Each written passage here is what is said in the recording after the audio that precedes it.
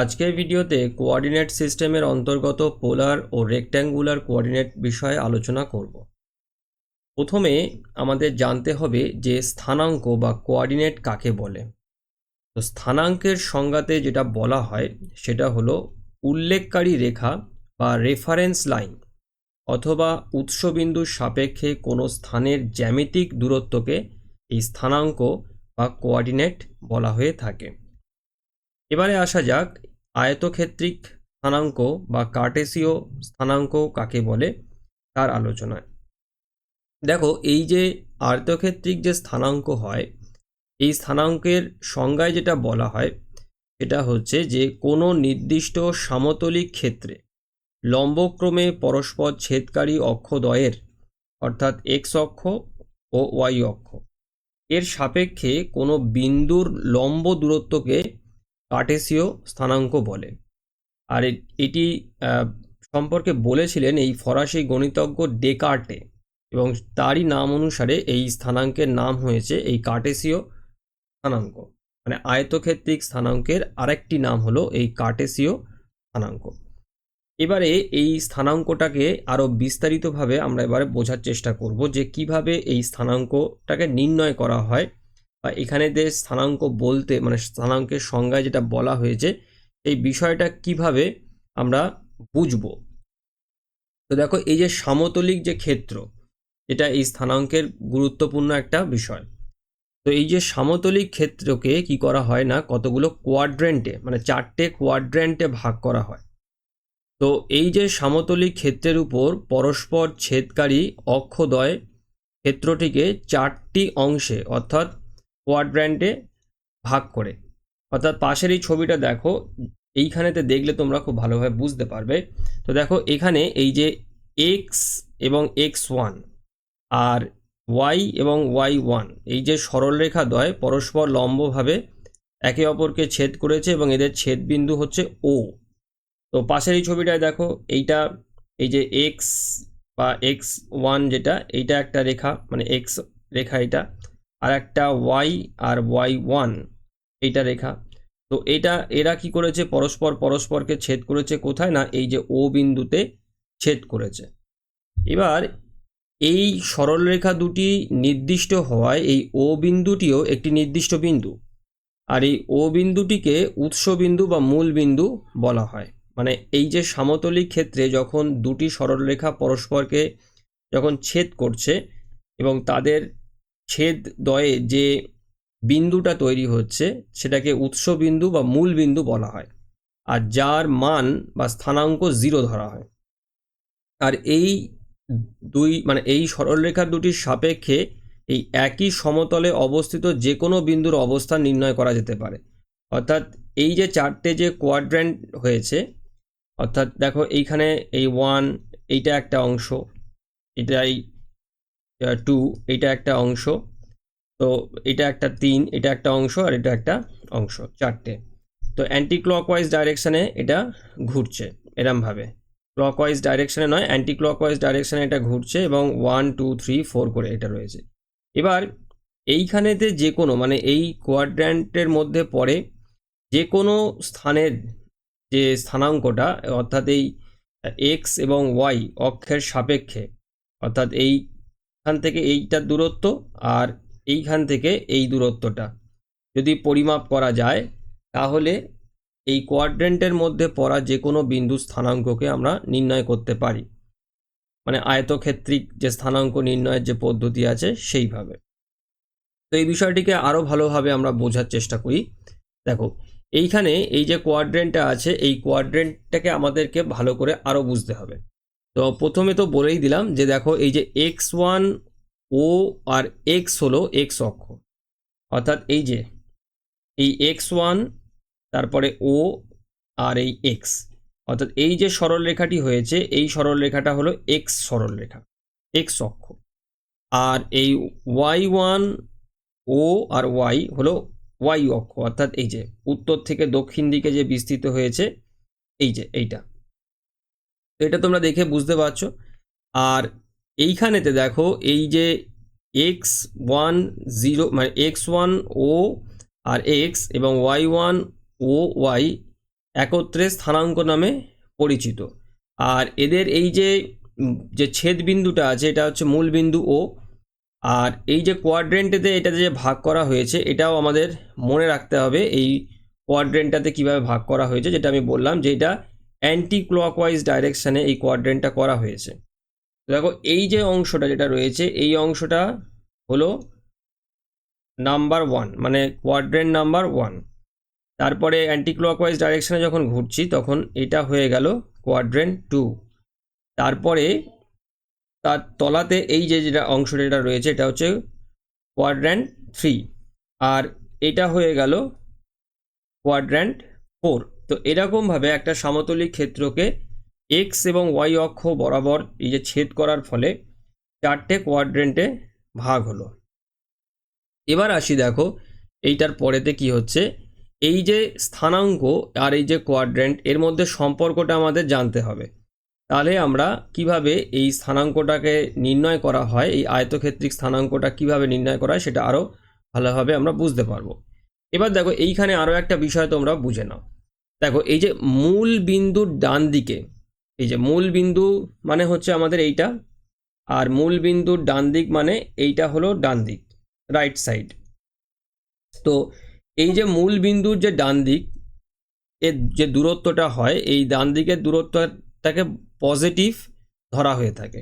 তো দেখো এইখানেতে দেখো এই যে পুরো এই যে ডান দিকের এই যে পুরো যে অংশটা আছে, এই যে একদম উপর থেকে নিচ পর্যন্ত এই যে পুরো যে অংশটা যেটা রয়েছে, অর্থাৎ এই এক্স অক্ষের এই ডান দিকটাতে মানে এই দিকটাতে ধরা হয় পজিটিভ।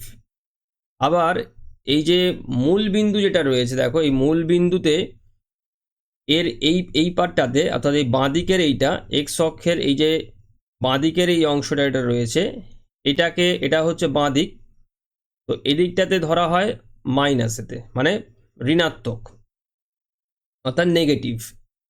এবার দেখো এইখানে এই ওপরে আর নিচে এই যে ওয়াই দূরত্ব যেটা মানে ওয়াইয়ের যে অক্ষরটা এটা রয়েছে, অর্থাৎ এই যে অক্ষর এটা রয়েছে উপরের দিকে, তো এটা উপরের দিক আমরা ধরে নিলাম, এটা উপরের দিক আর এটা নিচের দিক। তো এই যে ওপরের দিকের এই যে পুরো যে অংশটা এটা রয়েছে, এই ওপরের দিকের এই অংশটা হচ্ছে পজিটিভ, আর এই নিচের দিকের এই যে অংশটা মানে ওয়াই অক্ষের এই নিচের দিকের এই যে অংশটা পুরো এটা রয়েছে এইটা হয়ে গেল নেগেটিভ। এইটা তোমাদের বুঝতে হবে। এবং দেখো এখানে চিহ্ন দিয়েও বোঝানো রয়েছে, এখানে দুটো দুটো করে চিহ্ন দেওয়া আছে, এটা আমি বলে দিচ্ছি যে এটা কেন দুটো দুটো হচ্ছে, সেটাও পরিষ্কার হয়ে যাবে তোমাদের। আগে তোমরা এই জায়গাটাকে ভালো করে বুঝে নাও যে এই যে একটা সমতলিক ক্ষেত্রকে এই যে দুটো মানে 4টে যে কোয়াড্রেন্টে ভাগ হলো। এবার দেখো এই যে এক্স অক্ষ যেটা রয়েছে, এই যে এক্স অক্ষটা, এই এক্স অক্ষের ডান দিকের যে অংশটা মানে পুরো যে এই ডান দিকের যে অংশটা এটা হচ্ছে পজিটিভ, আর এক্স অক্ষের বাঁ দিকের এই যে পুরো যে অংশটা এই অংশটা হলো নেগেটিভ। অর্থাৎ এটা পজিটিভ আর এইটা হলো নেগেটিভ, এটা এক্স অক্ষের ব্যাপার হলো। এবার এই ওয়াই অক্ষ যেটা রয়েছে এই ওয়াই অক্ষের উপরের দিকে যেটা রয়েছে উপরের দিকে হয়ে যাচ্ছে পজিটিভ আর নিচের দিকে হয়ে যাচ্ছে নেগেটিভ। ক্লিয়ার? এবার দেখো এই যে প্রথম কোয়াড্রেন্টে অবস্থিত কোনো বিন্দুর তাহলে স্থানাঙ্ক কত হবে, যদি প্রথম মানে এই যে ফার্স্ট কোয়াড্রেন্ট এটা, এখানে যদি কোনো পয়েন্টের স্থানাঙ্ক নির্ণয় করতে হয় তাহলে তার ক্ষেত্রে এই যে এক্স এবং ওয়াইয়ের যে ভ্যালুটা আসবে সেটা দুটোই পজিটিভে আসবে। সেটা খেয়াল করে দেখতে পাবে, কারণ এক্স অক্ষের ডান দিকটাও এটা পজিটিভ আছে আর ওয়াই অক্ষের উপরের দিকের এই অংশটাও পজিটিভ আছে, সেই জন্য দুটোই পজিটিভ ভ্যালু দেবে। আর একটা দেখো এই দ্বিতীয় কোয়াড্রেন্টে যেটা আসবে এইদিকে, দ্বিতীয় কোয়াড্রেন্টে একটা পজিটিভ আর একটা নেগেটিভ হবে। তো পজিটিভ কোনটা হবে, এই নেগেটিভ কোনটা হবে, এখানে দেখো এক্স অক্ষের বাঁ দিকে এটা হয়ে যাচ্ছে, যে কারণে এক্স অক্ষের বাঁ দিকেতে এটা নেগেটিভ হয়ে যাবে, আর ওয়াই অক্ষের এটা উপরের দিকে আছে সেই জন্য এটা পজিটিভ থাকবে। অর্থাৎ এক্স এর ভ্যালু মাইনাস আর ওয়াই এর ভ্যালুটা যেটা থাকবে সেটা হচ্ছে প্লাসে হবে। এবার আসি তৃতীয় কোয়াড্রেন্টে। তৃতীয় কোয়াড্রেন্টে যখন আসবে তখন দেখো দুটোর ভ্যালুই মাইনাস হবে, কারণ এটা অলরেডি এক্স এর বাঁ দিক রয়েছে, এক্স অক্ষের বাঁ দিক, তাই মাইনাস তো হবে, আর এটা ওয়াই অক্ষেরও নিচের দিক রয়েছে সেই জন্য এটা দুটোই মাইনাস হচ্ছে, মানে এক্স এর ভ্যালুও মাইনাস আর ওয়াই এর ভ্যালুও মাইনাস হবে। আর শেষের বা এই যে 4 নাম্বার যে কোয়াড্রেন্ট যেটা, এই 4 নাম্বার কোয়াড্রেন্টে একটা ভ্যালু প্লাস আর একটা ভ্যালু মাইনাসে আসবে। তো এক্ষেত্রে দেখো এটা এক্স অক্ষের ডান দিকে পড়ছে, সেই জন্য এক্সের মানটা হচ্ছে প্লাসে আসবে, আর এটা ওয়াই অক্ষের নিচের দিকে পড়ছে, সেই জন্য এটা মাইনাস হবে। তো এইটা তোমরা মনে রাখবে। এবারে আসি, দেখো যে যদি আমরা এই যে কোনো স্থানের যদি স্থানাঙ্কটা আমাদের জানা থাকে, অর্থাৎ এখান থেকেই আমরা নির্ণয় করে ফেলতে পারবো যে কিভাবে এই স্থানাঙ্কটা পার করা হয়। তাহলে কি হবে, দেখো যে স্থানাঙ্ক যদি জানা থাকে তাহলে এটি কোন কোয়াড্রেন্টে আছে সেটাও জানতে পারা যায়। আর কোনো বিন্দু স্থানাঙ্ক নির্দেশ করতে এই ধনাত্মক এবং ঋণাত্মক চিহ্ন সহকারে প্রথমে ভুজ অর্থাৎ অ্যাবসিসা বলা হয়, যেটা এক্স অক্ষের স্থানান্তর মানে স্থানাঙ্ক যেটা, সেটাকে বলা হচ্ছে এই ভুজ, আর ইংরেজিতে বলছে অ্যাবসিসা। এবং পরে এই যে কটি যেটা হয় এটাকে অর্ডিনেট বলা হয়ে থাকে, বা ওয়াই অক্ষের যে স্থানাঙ্ক যেটা থাকছে সেটা বন্ধনীর মধ্যে লিখতে হবে। অর্থাৎ নিয়মটা হচ্ছে প্রথমে এক্সেরটা লিখতে হবে আগে, তারপরে ওয়াইটা লিখতে হবে। লিখলে আমরা পেয়ে যাব। এবারে কোনটা কোন কোয়াড্রেন্টে পড়েছে সেই অনুযায়ী প্লাস এবং মাইনাস মানে পজিটিভ আর নেগেটিভ ভ্যালু হবে। এবার দেখো যেটা আমি বললাম যে এই যে কোয়াড্রেন্ট হিসেবে এবারে আমরা কিভাবে এই স্থানাঙ্কটা নির্ণয় করব। দেখো তো প্রথমে আসি, দেখো এই যে এই অংশটা যেটা রয়েছে, দেখো এটা হলো ফার্স্ট কোয়াড্রেন্ট, এটা সেকেন্ড, এটা থার্ড, আর এটা হলো ফোর্থ। ঠিক আছে, এবার আমরা কি জানি যে এই যে ফার্স্ট কোয়াড্রেন্ট যেটা আছে, এই ফার্স্ট কোয়াড্রেন্টের দুটো ভ্যালু এক্স এবং ওয়াই দুটোর ভ্যালু প্লাসে আসবে, দুটোই প্লাস। আচ্ছা, তারপরে দেখো যদি এটা এই প্লাসে থাকে তাহলে এর যে বিপরীত যেটা থাকছে এর দুটোতেই মাইনাস থাকবে, দুটো ভ্যালুই এক্স এবং ওয়াই দুটোরই ভ্যালু মাইনাস হবে। এবার এই যে সেকেন্ড যে কোয়াড্রেন্ট আছে, এই সেকেন্ড কোয়াড্রেন্টে এক্সের ভ্যালু মাইনাসে থাকবে, কারণ এটা বাঁদিক পড়ে যাচ্ছে এক্স অক্ষের, আর ওয়াইয়ের যে ভ্যালুটা থাকবে সেটা হচ্ছে প্লাসে থাকবে। আর এর বিপরীত দিকে যেটা থাকছে, এর বিপরীত দিকে এক্সের ভ্যালু থাকবে হচ্ছে প্লাসে, আর ওয়াইয়ের ভ্যালু থাকবে মাইনাসে। ক্লিয়ার? এবার দেখো এইখানে একটা পয়েন্ট ধরো রয়েছে যেটা ফার্স্ট কোয়াড্রেন্টে অবস্থান করছে, পয়েন্টটার নাম হলো আর। এবার এই আর এর স্থানাঙ্ক আমাকে নির্ণয় করতে হবে। তাহলে আমরা কি করে নির্ণয় করব? আমরা প্রথমে এই যে মূল বিন্দু আমাদের রয়েছে, এই মূল বিন্দু থেকে আমরা এক্স অক্ষ বরাবর আর এর দূরত্বটা নির্ণয় করব। তো আমরা মূল বিন্দু থেকে আর এর দূরত্বটা এক্স অক্ষ বরাবর আমরা নির্ণয় করছি। তাহলে দেখো এখানে বলেছে কত, 10 মিটার। ঠিক আছে, আবার এবার ওয়াই অক্ষ বরাবর আর এর দূরত্বটাকে নির্ণয় করতে হবে। তাহলে ওয়াই অক্ষ বরাবর আমরা চলে গেলাম এখানেতে, চলে গিয়ে বা আমি এখান থেকে গিয়েও ওয়াই অক্ষ বরাবর আমি চলে গেলাম এই জায়গাটাতে। তাহলে দেখো এইখানেতে এসে পড়লাম, এটাও দেখো বলছে কত, 10 মিটার। মানে আমি এই এক্স অক্ষ এখান থেকেও আমি যদি যাই বা এখানেও থেকে যদি যাই তাহলে একই বোঝাচ্ছে, এটা এক্স অক্ষ বরাবর আমি যাচ্ছি। তো এইটা যেটা হলো এটা হলো 10 মিটার। আবার যখন আমি ওয়াই অক্ষ বরাবর যখন যাচ্ছি তখনও আমি পেলাম কত, এটা 10 মিটার পেলাম। তাহলে এই যে আর আছে, আর এর স্থানাঙ্ক তাহলে দুটোই 10 মিটার আসলো, মানে এক্সও 10 মিটার আর ওয়াইও 10 মিটার। অর্থাৎ আর এটা যেহেতু ফার্স্ট কোয়াড্রেন্টে অবস্থান করছে, তো সেই জন্য আমরা এটা দুটোই প্লাসেতে থাকবে। তো দেখো এইখানে দেখো এই যে আর এতে দেখো এইখানেতে বলে দেওয়া রয়েছে, দেখো যে আর এর, তো আমরা আর পয়েন্টারে মানে এটা লেখার নিয়ম হচ্ছে কি, যে এই যে পয়েন্ট যেটা রয়েছে এই পয়েন্টটাতে প্রথমে আমরা কি করব, যে পয়েন্টে বার করতে চাইছি সেই পয়েন্টের নামটা আগে লিখব এই আর, তারপরে ব্র্যাকেট দেবো, ফার্স্ট ব্র্যাকেট দিয়ে আমরা 10 মিটার, আর তারপরে কমা দিয়ে আবার 10 মিটার লিখব। তো আমরা জানি প্রথমের যেটা ভ্যালুটা যেটা থাকে সেটা হচ্ছে এক্স এর ভ্যালু, অর্থাৎ এইটা, আর তারপরেরটা থাকে ওয়াই এর ভ্যালু। আর যেহেতু এখানে দুটোই প্লাস আছে তো প্লাস লেখার কোনো প্রয়োজন নেই। এবার দেখো যদি আর একটা আমরা যদি এখানেতে দেখি, যে দেখো এই যে পাশের সেকেন্ড কোয়াড্রেন্টে যেটা আছে এখানে দেখো বিন্দুটা আছে এস। তো এবার এস পয়েন্টের স্থানাঙ্ক আমরা কিভাবে নির্ণয় করব? প্রথমে আমরা এই যে এক্স অক্ষ বরাবর আমরা এখানেতে গেলাম, গিয়ে কত পেলাম, 3 মিটার। আর ওয়াই অক্ষ বরাবর আমরা গেলাম এখান থেকে, গিয়ে পেলাম 2 মিটার। তাহলে এটা হয়ে গেল। এবার এটা আমার সেকেন্ড কোয়াড্রেন্টে আছে, এবং সেকেন্ড কোয়াড্রেন্টের ক্ষেত্রে আমরা জানি যে এক্স এর ভ্যালু মাইনাসে আসে, ওয়াই এর ভ্যালুটা প্লাসে আসে। তাহলে আমরা লেখার সময় তাহলে আমরা কি করব, এখানেতে এস ফার্স্ট ব্র্যাকেট দেবো, এক্স এর ভ্যালু আগে লিখতে হয়। এবার এক্স এর ভ্যালু যেহেতু মাইনাসে আছে এবারে, সেই জন্য উল্লেখ করে দিতে হবে 3 মিটার, তারপরে কমা দেব, কমা দেওয়ার পর আমরা কি করব, ওয়াই এর ভ্যালুটা লিখবো, কিন্তু প্লাস সাইনটাকে আমরা আর দেব না। তো 2 মিটার হয়ে গেল। দেখো এখানে তো রয়েছে এই যে এস এর ভ্যালু বার করে দিয়েছে। তো এইরকমভাবে এই আয়তক্ষেত্রিক যে স্থানাঙ্ক আছে সেই স্থানাঙ্ক এরকম এই সমতলিক ক্ষেত্রে এই কোয়াড্রেন্টের মাধ্যমে ভাগ করে নির্ণয় করতে হয়। এবারে আমরা যদি পরের যে স্থানাঙ্কের যে ব্যাপারটা আছে সেটা হচ্ছে এই মেরু স্থানাঙ্ক বা পোলার কোঅর্ডিনেট। তো পোলার কোঅর্ডিনেট কাকে বলে না, সমতল ক্ষেত্রের উপর অবস্থিত নির্দিষ্ট বিন্দুকে মেরু বা মূল বিন্দু বা পোল বলা হয়ে থাকে। মানে সমতল ক্ষেত্রের উপরে অবস্থিত একটা নির্দিষ্ট বিন্দু, দেখো যেরকম এইটা, এই যে পাশের ছবিতে, এইটা হলো মেরু বিন্দু বা মূল বিন্দু, বা এটাকে আমরা পোল বলছি এটা। এবারে এই যে পোল আমাদের যেটা হলো, এবার এই মেরুগামী নির্দিষ্ট সরলরেখাটিকে মূল রেখা বা প্রারম্ভিক রেখা বলা হয়ে থাকে। আর এই প্রারম্ভিক রেখা এই মেরুবিন্দু থেকে সরাসরি পূর্ব দিকে কিংবা মেরুবিন্দুর মধ্য দিয়ে উত্তর দক্ষিণে বিস্তৃত হতে পারে। অর্থাৎ এইটা আমার মেরুবিন্দু, এবার এখান থেকে একটা প্রারম্ভিক রেখা আমার টানতে হবে।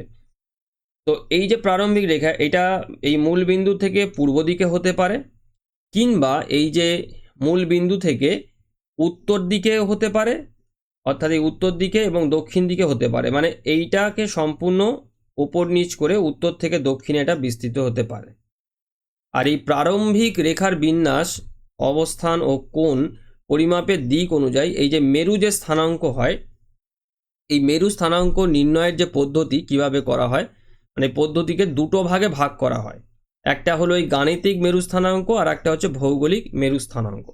অর্থাৎ এই কীভাবে মেরু স্থানাঙ্ক নির্ণয় করতে হয় সেটা বোঝার জন্যে আমাদের এই মেরু স্থানাঙ্কের এই যে দুটো যে ভাগ আছে এই ভাগটাকে বুঝতে হবে। তাহলে আমরা মেরু স্থানাঙ্ক মানে স্থানাঙ্ক এই প্রারম্ভিক রেখার সাপেক্ষে কীভাবে নির্ণয় করি, তো সেটা আমরা জানতে পারবো। তো প্রথমে আলোচনা যেটা করব সেটা হচ্ছে এই গাণিতিক মেরু স্থানাঙ্ক, অর্থাৎ এই ম্যাথামেটিক্যাল পোলার কোঅর্ডিনেট। তো এক্ষেত্রে এই যে প্রারম্ভিক রেখা এই মেরু বিন্দু বা পোল থেকে সরাসরি পূর্ব দিকে বিস্তৃত হবে। পাশের ছবিটা দেখো, এটা হলো আমাদের মেরুবিন্দু, আর এই মেরুবিন্দু থেকে মনে রাখবে যে এই গাণিতিক মেরু স্থানাঙ্কের ক্ষেত্রে এই যে প্রারম্ভিক যে রেখাটি, এই প্রারম্ভিক রেখাটি সবসময় পূর্ব দিকে বিস্তৃত হবে। অর্থাৎ এই ডান দিকে রয়েছে এটা আমাদের পূর্ব দিক। আর কোনো বিন্দুর সঙ্গে এই মেরুবিন্দুর সংযোগকারী রেখার দূরত্ব এবং মূল বিন্দু থেকে ঘড়ির কাঁটার বিপরীত দিকে পরিমিত কোণের পরিমাণই হলো ওই বিন্দুর মেরু স্থানাঙ্ক। এবার দেখো এইটা আমাদের প্রারম্ভিক রেখা। এবার ধরো আমাদের এখানে একটা পয়েন্ট দেওয়া হয়েছে পি। তো এই যে পি আছে, আমরা চাইছি যে পি পয়েন্টের স্থানাঙ্ক কত সেটা আমরা নির্ণয় করব। তো কি করব, এই যে আমাদের মেরুবিন্দু রয়েছে আর এই যে পি বিন্দু রয়েছে, এই দুটো বিন্দুকে আমরা একটি সরল রেখা দিয়ে যুক্ত করব এইখানটাতে।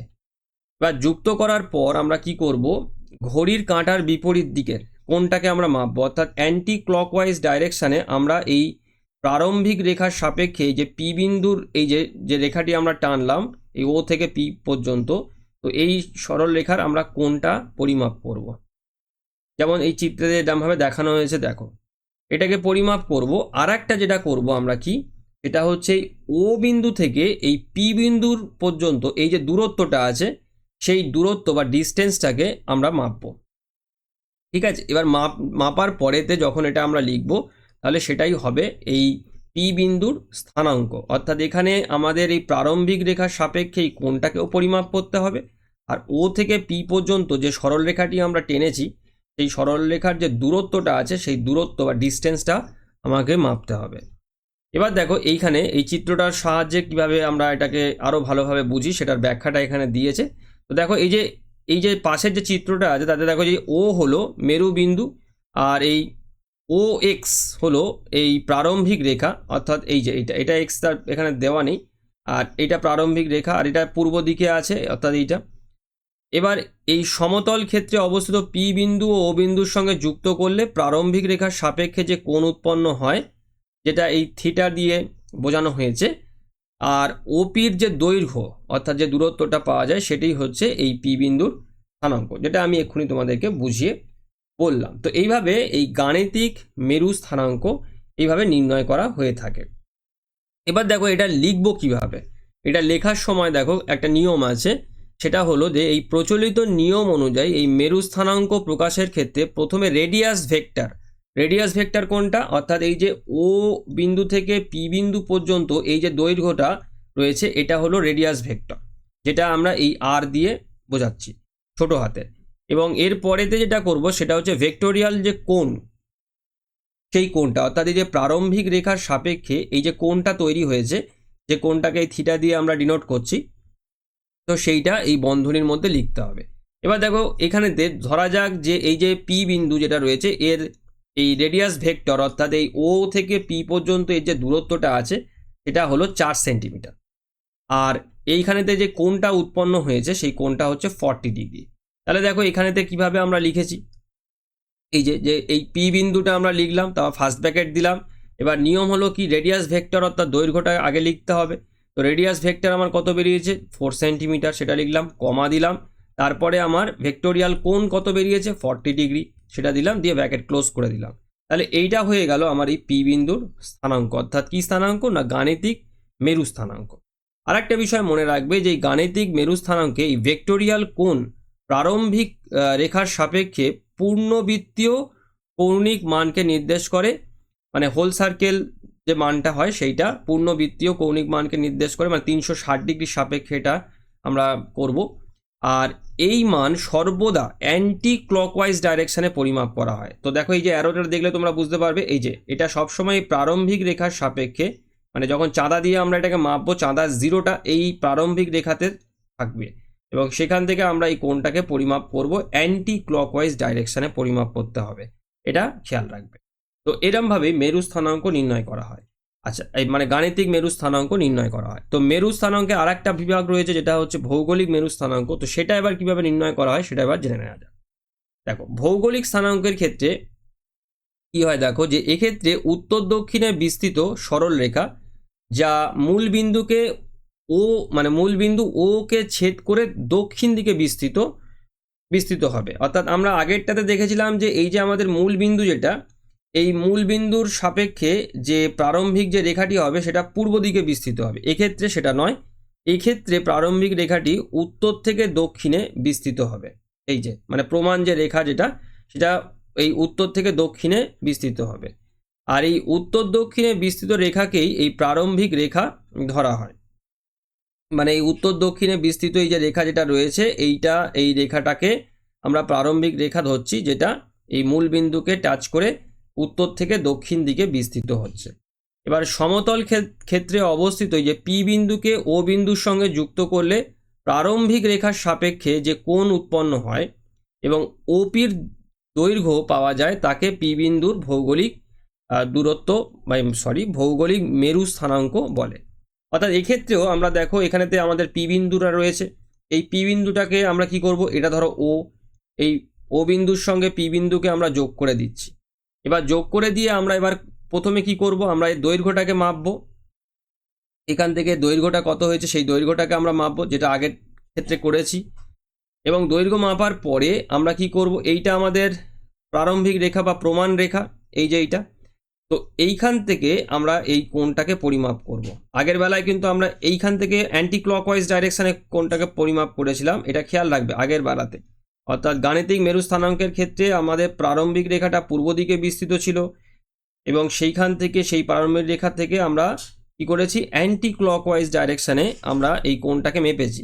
কিন্তু এবারে অ্যান্টি ক্লকওয়াইজকে হচ্ছে না, এবারে কি হচ্ছে ক্লকওয়াইজ ডাইরেকশনেতে হচ্ছে। এবং এই যে উত্তর দক্ষিণে বিস্তৃত এই যে প্রারম্ভিক যে রেখা, সেই রেখার সাপেক্ষে আমরা ক্লকওয়াইজ ডাইরেকশনে আমরা এই কি করছি, এই কোণটাকে পরিমাপ করছি। তাহলে দুটো হয়ে গেল, একটা দৈর্ঘ্য পেয়ে গেলাম আর একটা এই যে কোণটা আছে সেই কোণটা পেয়ে গেলাম। এবার পেয়ে যাওয়ার পরে আমরা কি করছি না, এবার স্থানাঙ্কটা লিখব। এবং এই স্থানাঙ্ক যে লিখব এক্ষেত্রেও আমাদের ওই একই রকমভাবেই লিখতে হবে। আগে আমরা হচ্ছে এই যে দৈর্ঘ্যটা পেয়েছি ওপির যে দৈর্ঘ্য, সেই দৈর্ঘ্যটা আগে লিখব এবং তারপরেতে যে কোণটা এই প্রারম্ভিক রেখা বা প্রমাণ রেখার সাপেক্ষে উৎপন্ন হয়েছে সেই কোণটা আমরা লিখব। লিখলে আমরা এই পি বিন্দুর ভৌগোলিক স্থানাঙ্ক পাবো। আর এখানে সবসময়তে আর একটা বিষয় মনে রাখবে যে এখানেও সবসময় যে হ্রাসপ্রাপ্ত দিগংশকে নির্দেশ করে, কিন্তু মানচিত্র অভিক্ষেপে দুটি স্থানের মধ্যে দিগংশকে পূর্ণবৃত্তীয় দিগংশকে গণনা করা হয়ে থাকে। এখানে বানানটা একটু ভুল আছে, এটা দিগংশ হবে। এবার দেখো আরও একটা বিষয় আছে যেটাকে যখন আমরা লিখবো, যেটা বললাম যেটা লেখার সময় আমরা কি করব না, এই ভৌগোলিক মেরু স্থানাঙ্কের ক্ষেত্রেও এই স্থানাঙ্কের মানে রেডিয়াস ভেক্টর যেটা সেটা নির্ণয় করা হয়, এবং কোণের যে পরিমাপ যেটা সেটা এই প্রকৃত দিগংশ মানে যেটাকে আমরা এই অ্যাজিমুথ যেটা আমরা বলি সেই প্রকৃত দিগংশ নির্ণয় করে এটাকে বসানো হয়ে থাকে, মানে ভৌগোলিক স্থানাঙ্ক নির্ণয় করা হয়। যেহেতু দেখো এখানে যেটা বলাই হয়েছে যে এই যে হ্রাসপ্রাপ্ত যে দিগংশকে নির্দেশ করে, কিন্তু মানচিত্র অভিক্ষেপে দুটি স্থানের মধ্যে এই দিগংশকে পূর্ণবৃত্তীয় দিগংশ হিসেবে গণনা করা হয়। তো দেখো সেই জন্যেই এইখান থেকে কি করা হচ্ছে, প্রথমে তো এই রেডিয়াস ভেক্টরটাকে আমরা নির্ণয় করলাম, তারপরে এই যে কোণটা অর্থাৎ এই যে প্রারম্ভিক রেখার সাপেক্ষে এই যে কোণটা আমাদের তৈরি হলো, সেই কোণটাকে পরিমাপে এই প্রকৃত দিগংশ নির্ণয় করে লেখা হয়ে থাকে। ঠিক আছে, তো এইভাবে এই ভৌগোলিক যে মেরু স্থানাঙ্ক আছে অর্থাৎ জিওগ্রাফিক্যাল পোলার যে কোঅর্ডিনেট হয় এটা এইভাবে বার করা হয়। তো এইটা হলো পুরোপুরি এই যে কোঅর্ডিনেট সিস্টেমেতে আমাদের সিলেবাসেতে যেটা আছে, অর্থাৎ পোলার কোঅর্ডিনেট আর রেক্ট্যাঙ্গুলার যে কোঅর্ডিনেট যেটা, সেই কোঅর্ডিনেটের আজকের আলোচনা। তো ভিডিওটি আমি এখানেতেই শেষ করলাম। সবাই ভালো থেকো, থ্যাংক ইউ।